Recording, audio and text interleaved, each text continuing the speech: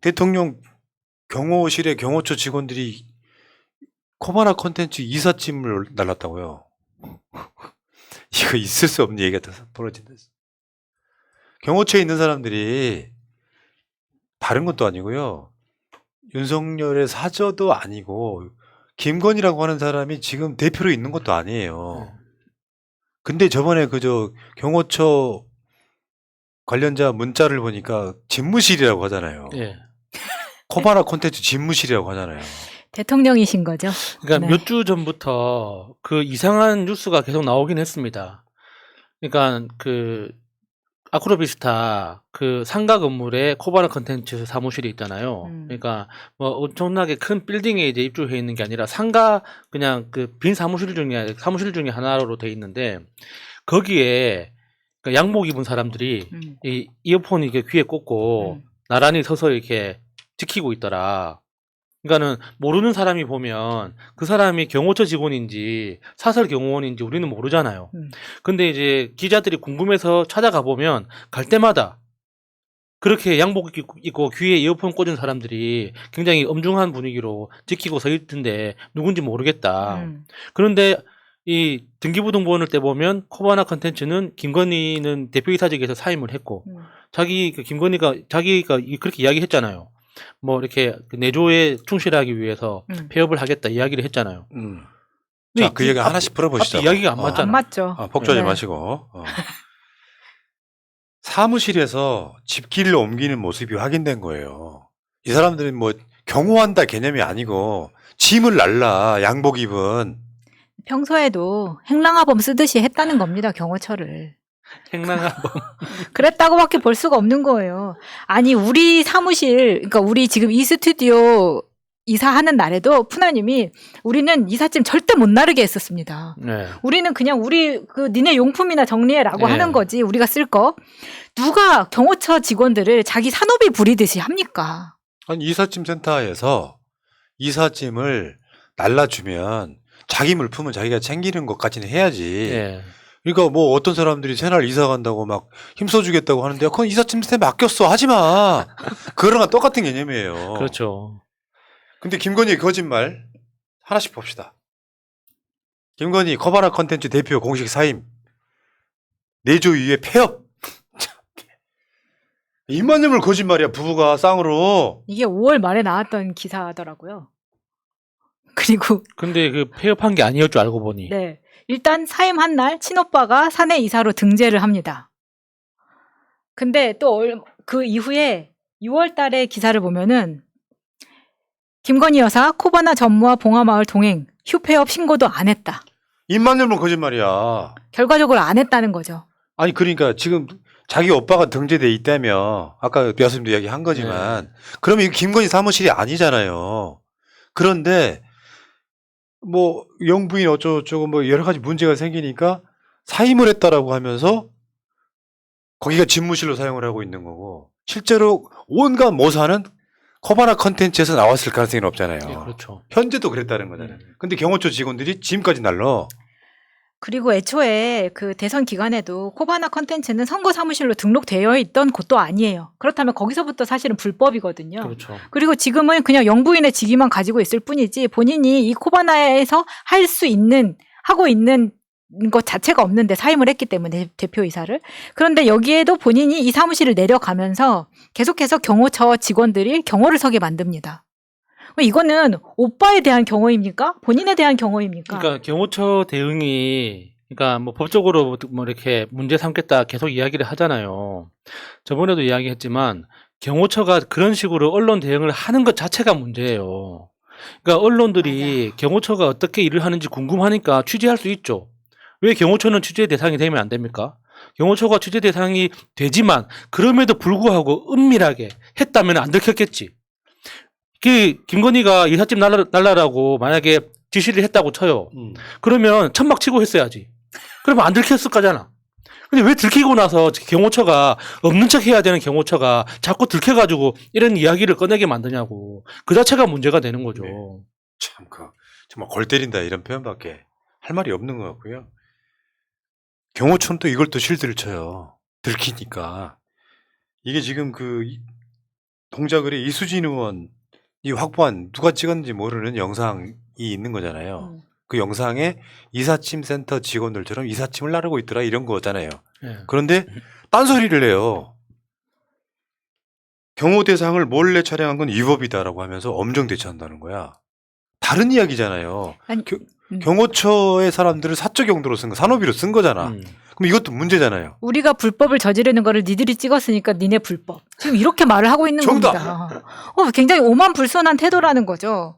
근데 이게 지금 웃기는 거, 진짜 웃기는 거는 이 코바나에 있던 집기를 왜 관저로 옮기냐는 겁니다. 일은 대통령실에서 하고 있는 거잖아요.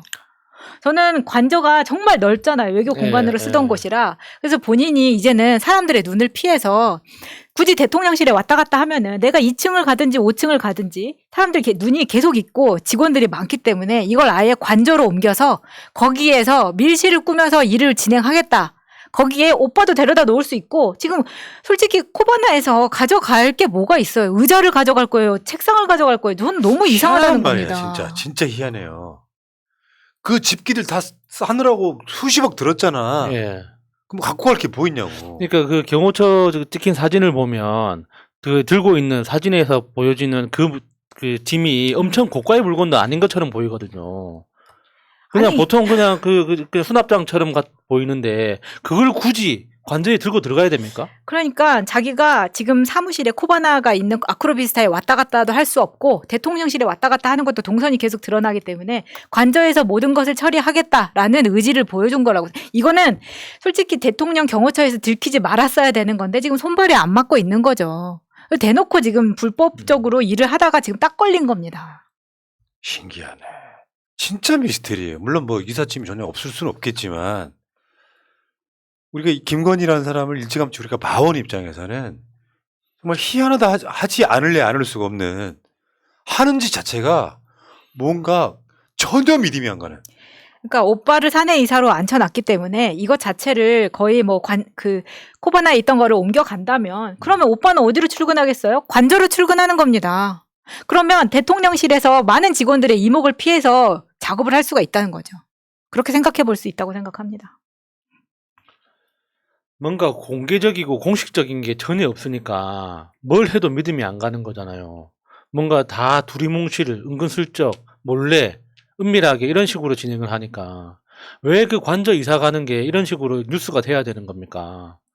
그냥 깔끔하게 몸 들어가서 그 입주식 하고 그 국민 여러분 감사합니다 하고 들어가고 그럼 되는 거지. 이삿짐 아크로비스타 집 안 판다면서요. 그러니까 아니 팔 수가 없는 거죠. 5년 있다가 최장 5년 있다가 놀라지들 마시고 5년 있다가 다시 돌아와야 되는 집인데 그건 당연히 놔두고 있는 거고 살림살이도 다 놔두고 있어야지. 문재인 대통령은 집 팔고 들어가서 이제 그런 케이스가 있으니까요. 예.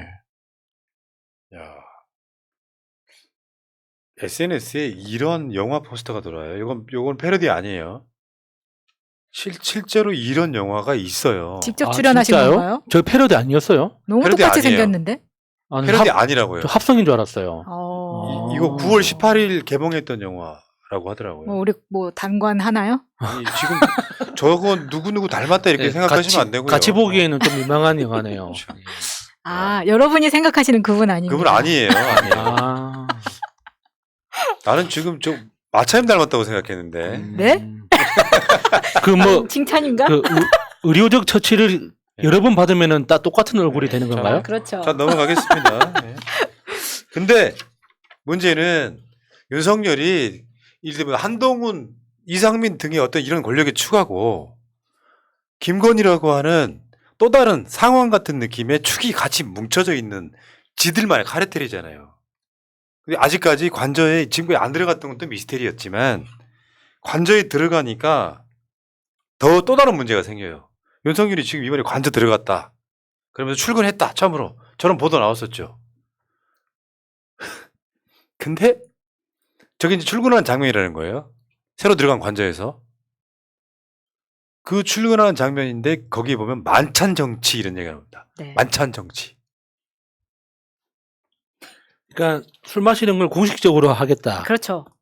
왜냐하면 이제는 본격적으로 사실 이 외교 공간이라는 게 외교 다른 나라 외교부 장관들 오고 했을 때 리셉션 하고 했던 곳이잖아요. 그렇기 때문에 그 그런 행사장을 이제는 관저의 비공개 행사장으로 아예 만찬 장치 전용으로 쓰겠다. 이 공간까지 확보를 한 상태라는 겁니다. 원래는 뭐 와인이나 샴페인 정도 마시는 공간이었지만 소주에 김치찌개를 먹을 수 있게 획기적으로 개조했다 막 이런 의미인가요? 그리고 그런 이야기 있잖아요. 아니, 잠깐만 그 이야기부터요. 네. 그러니까 출근 시간이 10분이었는데 5분으로 줄었다. 대단하십니다. 대단하십니다, 진짜. 진짜 저 5분 하려고 5분 줄이려고 지금 몇 천억을 쓴 겁니까? 그래놓고 우리가 이런 이야기 하면 이제 용산 대통령실 옆에다가 또 관저 짓는다는 소리 나와요. 진짜로 그런 얘기 있었잖아. 그렇죠. 이거 임시로 쓰고 한 50억 들어서 리모델링 했지만 임시로 쓰고 헬기도 한 대밖에 착륙 못하니 용산 대통령실 옆에 이제 수백억 들여서 또 관저 지을 거고 영빈관 800억 넘는 거 지을 거라는 이야기 하는 거잖아요. 빨리 끌어내 내려야 되겠어요 지금. 진짜 한시가 급합니다. 근데 지금 현재 대통령실 옆에 관저 짓는 거는 진짜 너무 위험한 짓이에요. 지금 그 청와대가 왜 그 위치가 됐겠습니까? 그러니까 정말 극단적인 상황에서 전쟁이 났다고 했을 때 청와대 그 자리에는 포탄이 못 떨어지는 자리예요. 뒤에 인왕산 때문에. 그러니까 이렇게 북한에서 포를 쏘면 그 궤적이 있을 거잖아요. 그 인왕산이 가려주는 자리란 말이에요. 아, 그래요? 그래서 그 자리에 있는 거예요. 만약에 지금 대통령실에 관저를 짓잖아요. 그러면은 지하 벙커에 지어야 돼요. 다 개방된 공간이잖아요. 포를 통해서 정확하게 명중시킬 수 있는 공간이거든요. 정답이에요 정답. 괜찮은데? 그러니까 거기에는 관저나 그런 그 중요 시설물을 더 이상 못 지어요. 거기는. 내가 그 청와대 지상 개방했을 때 문재인 대통령 때 내가 지지한 대통령이 저 아래 있구먼 하면서 올라가 봤는데 그 말이 맞아요. 포가 멀리서 날아오는 거잖아요. 예. 그 산 때문에 청와대는 안전합니다. 그래서 만들어진 거죠. 그 배산. 예, 예. 아. 요 관점인데. 자, 만찬 정치라고 하는 게 그 관저 속으로 들어가면요. 군사보호구역 되잖아. 윤석열이 말하는 소통하고는 다른 또 구중궁궐이 만들어지는 거예요. 네. 군사보호구역 되면 사람이 사진을 제대로 찍어요. 심지어 남산타워 올라가가지고 촬영도 못하는 그 관저에 지금 만찬 정치하겠다고 하면 우리가 이런 걸 의심할 수밖에 더 있겠습니까? 해일 수 없이 수많은 밤을 노래가 자동 재생됩니다. 이제 밖에서 이제 들킬 일도 없고. 근데 어떤 면으로는 윤석열은 불편할 거예요. 왜냐하면 이전에도 이야기 들었지만 아크로비스타에 손님이 오잖아요. 그러면 윤석열한테만 전달하고 싶은 이야기가 있는데 김건희가 절대 자리를 비키지 않는다는 겁니다. 지금 이 상황은 김건희한테는 굉장히 호재인 거죠. 딱 그래서 있잖아 그저 청담동 좀 갔다 올게. 청담동. 가긴 어딜 가? 이 난리를 치고. 동훈이가 온대. 청담동 좀 갔다 올게. 뭐 다리만 건너면 청담동인데 뭐. 그러다 보니까 지금 왜 그런 이야기 있잖아요. 대형 로펌이 있는 그 사무실에는 그 건물에는 맨 위층이 됐던지 지하가 됐던지 엘리베이터를 열고 들어가는 순간 그 굉장히 고급 룸사롱이 나오게끔 인테리어를 완전히 그렇게 해놨다. 그래서 그런 이야기 많죠. 네, 그래서 본인들이 그걸 가지고 있다는 겁니다. 저는 이거 충분히 저 안에 굉장히 다 다양하게 로바다 얘기부터 시작해가지고 각 나라별로 돼 있을 수도 있다고 생각이 드는 거예요. 그러니까 그 청담동 그 술집이라고 알려져 있는 하여튼 그 이름 자체가 프랑스어로 방이라고 알려져 있는 그 업소도 그러니까 우리가 소문으로만 들었던 뭐 대기업이나 대형 로펌에는 그런 룸사롱 같은 방이 있다더라 그런 소문이 많잖아요. 그러니까 딱 그 시스템대로 설계가 돼 있다는 맞아요. 거예요. 네. 그래서 딱 들어가면은 아무것도 없는데 뭔가 비밀 장치를 누르면 문이 열리고 그 안에 들어가야지 실제 그 술판이 벌어지는 그런 공간이라고 하더라고요. 근데 안 봤어 말하지 마. 난 실제로 본 적 있어요 그런 거를. 돈 있는 사람들은 그렇게 놀아요. 근데 그렇다 치고 윤석열 씨가 만찬 정치하면은 아직도 지금도 어마어마한데 구중궁궐 속에 들어가면은 그 여러분 그거 안 가보셨지? 멀리서는 지켜본 사람이거든. 외교부 장관 공간. 거기 엄청 큽니다. 구중궁궐이야. 그러니까. 군사보호구역 지정해 놓으면요 민간인 접근도 못해요. 거기서 뭘 하겠어요? 또 이상민 만날려나? 아니, 그런데 그렇게 측근으로 줬던 사람들도 이렇게 되면은 이렇게 만찬 정치하고 하다 보면 항상 사이가 좋을 수는 없는 거잖아요. 네.